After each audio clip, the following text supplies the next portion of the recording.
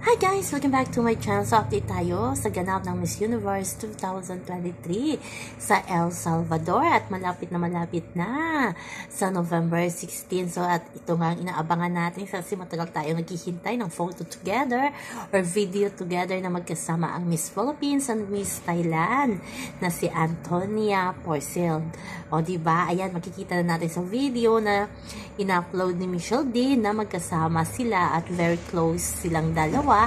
At very sweet yan, magkasama silang dalawa sa rehearsal kahit sa pagkuha ng pagkain, sa pag-upo at kung saan man magkatabi silang dalawa. Alam ko maraming mga fans ang nag-aabang na makita together ang Miss Thailand at Miss Philippines kasi mainit na mainit sila ngayon at nadala sila sa top 20. O diba?